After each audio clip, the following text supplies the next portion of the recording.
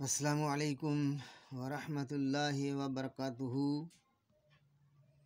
সারা বিশ্বের মুসলমান বাবা মা ভাই বোনদেরকে জানাচ্ছি,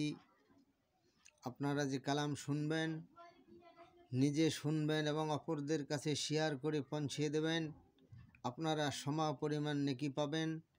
আর এই কালাম শোনার পরে আপনারা যদি ডেলি আপনারা এই কালাম শুনেন, তো আপনাদের ভাগ্য আল্লাহ তাবারক তাআলা বদলিয়ে দেবেন। এই কালামের ওয়াদা রয়েছে আল্লাহ তাবারক তাআলার। আল্লাহ বলছেন যে সূরা ইয়াসিন বা সূরা আর রহমান তেলাওয়াত যিনি শুনবেন, আল্লাহ তাআলা বলছেন আমি তাদের ভাগ্য চেঞ্জ করে দেব। এবং ডেলি যারা পাঠ করবে, আল্লাহ তাআলা বলছেন তার কবরে কোনো আযাব হবে না, রিজিকে কোনো অভাব আসবে না এবং বালা মুসিবত সংসারে আসবে না। যে বাড়িতে তেলাওয়াতটি উচ্চারিত হবে সে বাড়িতে আল্লাহর গজব থেকে আল্লাহ তাবারক তাআলা হেফাজত করবেন। তাই আপনাদের কাছে অনুরোধ করছি, এটা শুনবেন এবং শেয়ার করে অন্যর কাছে পৌঁছিয়ে দেবেন। আর সাবস্ক্রাইব করে রাখবেন, পরবর্তীতে যে তেলাওয়াত হবে এটা আপনাদের কাছে সাথে চলে যাবে। এই বলে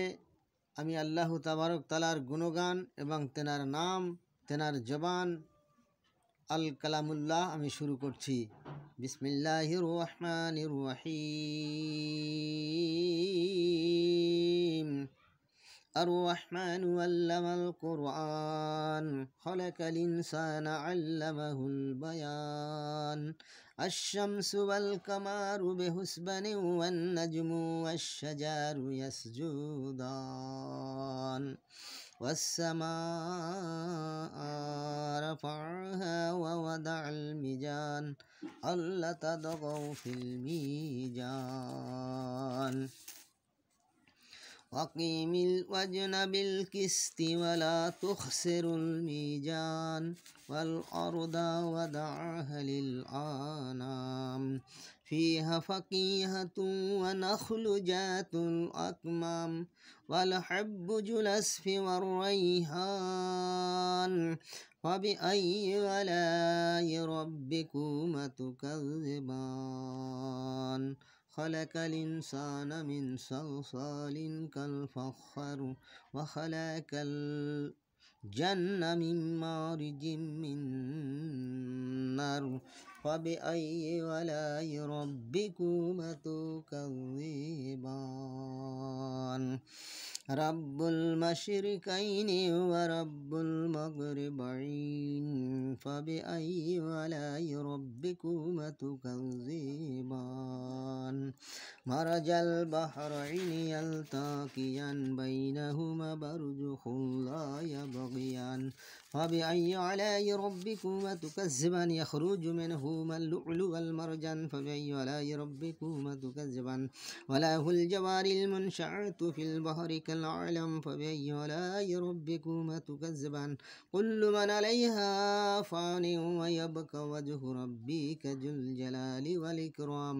فبأي آلاء ربكما تكذبان يسأل من في السماوات والأرض كل يوم هو في الشان فبأي آلاء ربكما تكذبان سنبرغ لكم أيها الثقلان فبأي آلاء ربكما تكذبان يا معشر الجن والإنس إن استطعتم أن تنفذوا من أقطار السماوات والأرض فانفذوا لا تنفذون إلا بالسلطان فبأي آلاء ربكما تكذبان يرسل عليكم شواظ من نار ونحس فلا تنصران فبأي آلاء ربكما تكذبان وإذا انشقت السماء فكانت وردة كالدهان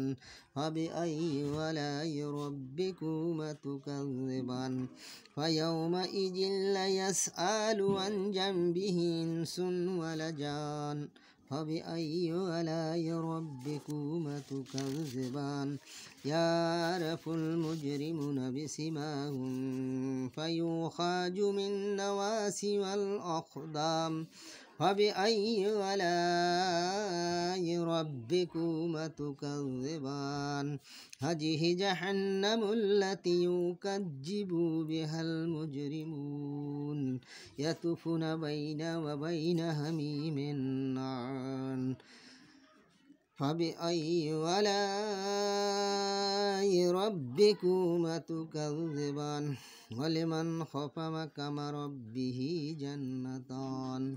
فبأي آلاء ربكما تكذبان ذوات أفنان